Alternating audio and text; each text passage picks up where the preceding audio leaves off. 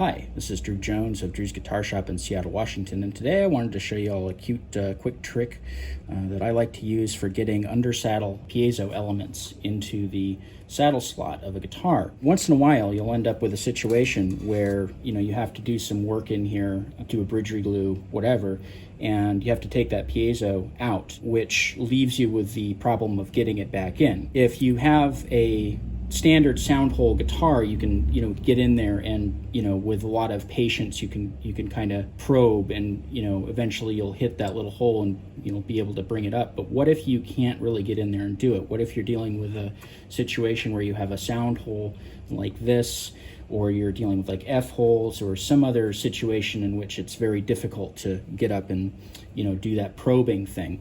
And in general, that probing thing is actually kind of time consuming, and if it's your first time doing it, it can take you a while. And so this is a method that you can use that's just a little bit faster, a little bit more efficient, and I think will really help you out.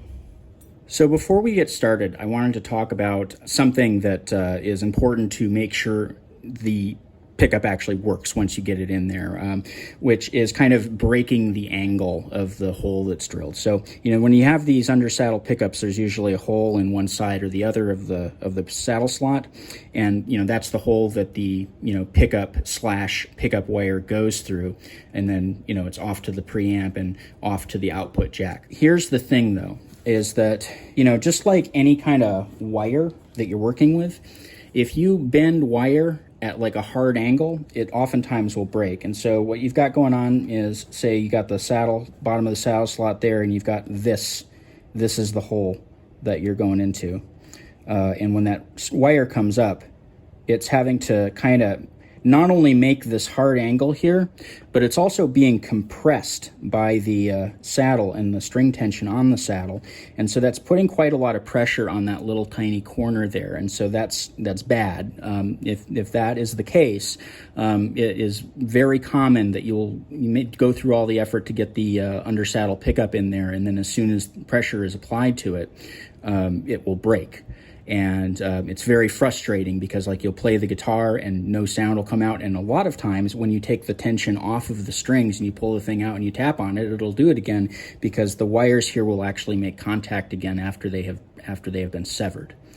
And so it's very, very important to be conscious of this angle. And what you need to do to avoid this is that when you are drilling this hole, you need to come in from the top, go straight down. You're not nicking the sides of the saddle slot.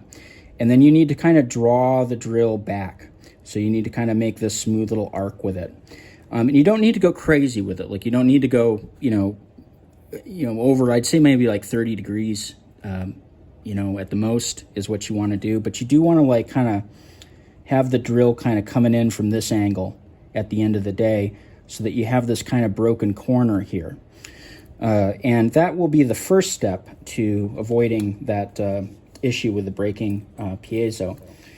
The other thing that I would recommend is taking a little needle file, a little round needle file like this guy here, and just kind of going in there from maybe a steeper angle than you were able to get with a drill, and just kind of, kicking off that edge a little further. Now, you want to be very careful to not overdo it and nick the side of the saddle slot, or go so far that you're putting, you're filing underneath where the string is going to go, because if you do that, there's not going to be enough tension from that string on the piezo to really make that string come through the pickup.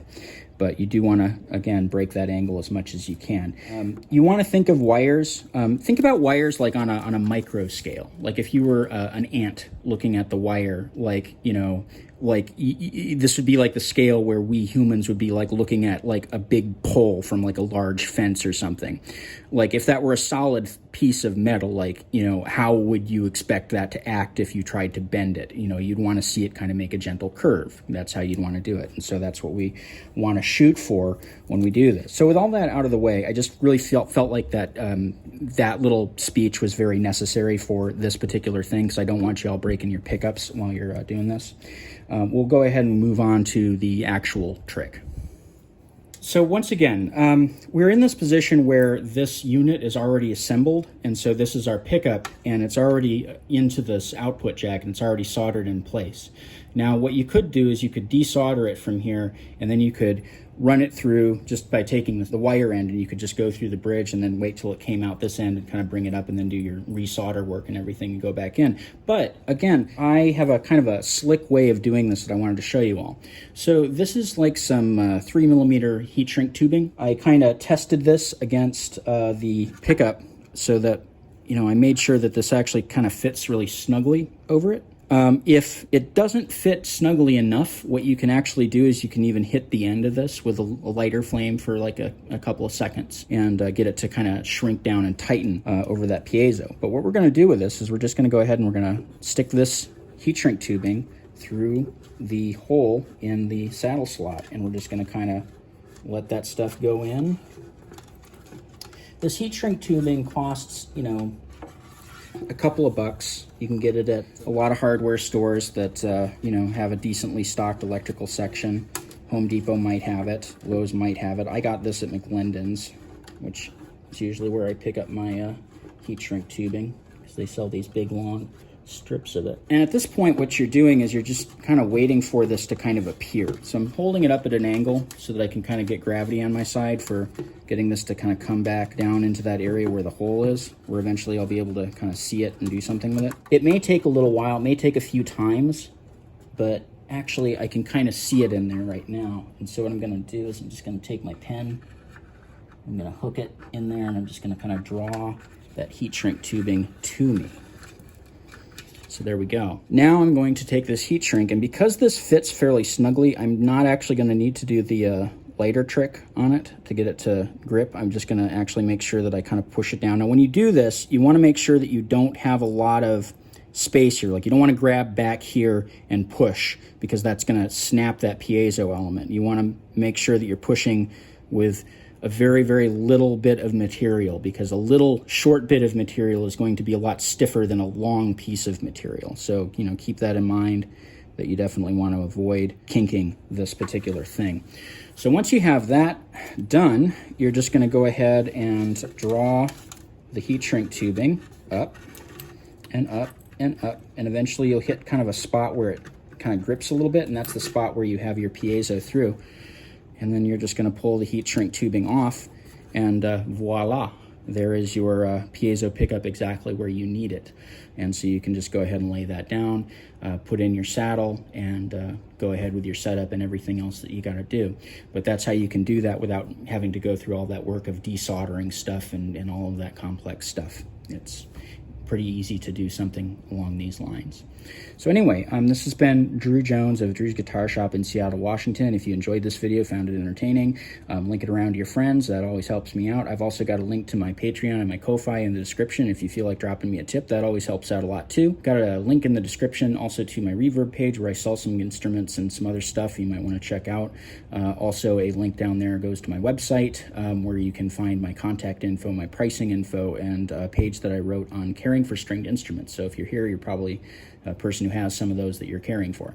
Also recently added is an all about frets page. So if you go to the price page and click on any of the hyperlinks in that section of the price page, it'll take you right to the big long article that I wrote all about fret wire, refrets, going fretless, everything having to do with any of that. So that might be of interest to you too. Check that out. Got a lot more videos like this on my channel. Check those out too, and link them around to friends. Hit like, subscribe, all that jazz, and thank you for watching.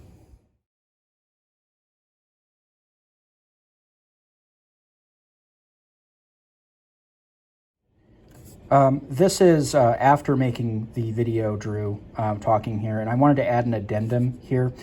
In this video, I was demonstrating this on this LR Bags kind of flexible sort of piezo unit, which kind of moves a little bit differently than the really stiff kind that you occasionally find that are just kind of a flat piece that doesn't really have a whole lot of flexibility to it.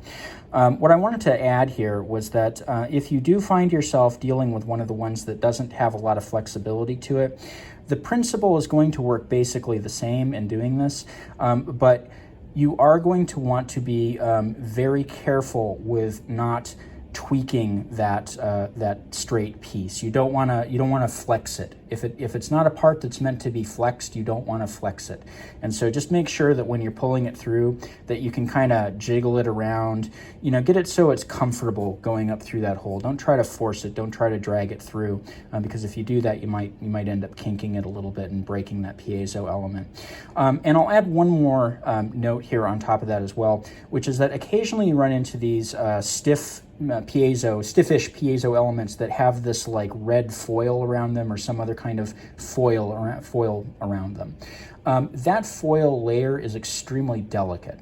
And so if you find yourself dealing with one of those, you need to take extra care that you're being super gentle with that layer and not tear it, because if you tear that layer, what's going to end up happening is that it's going to kind of create a little bump in the piezo, which means that you're going to have gaps. So you're where that bump is, there's going to be pressure, but next to the bump there's going to be no pressure, because all of that pressure is going into that raised portion where the bump is. And so you'll end up having to do a lot of shim work and stuff to make up for that afterwards. And so don't put yourself in that position. Just make sure to keep all that stuff intact. Be very gentle with it. These things are extremely gentle critters. They have to be handled with care. There are little tiny crystals in here. There's, dielectrics. There's, plastic pieces in some cases, and there's obviously wire and a lot of little delicate parts in here that can be easily damaged. And so just be very aware of that when you're pulling this up through that hole, that this is not rough stuff. It's something that could, you want to think surgery here. You want to be delicate, you want to be accurate, and you don't want to force anything. You want to kind of let it kind of guide itself through there so that it's, in good condition when it comes out the other side. So anyway, I just wanted to add that in there because, again, I don't want you guys breaking your pickups as you're installing them, especially not based on one of my videos. So take great care when you're doing this, if you do this at all.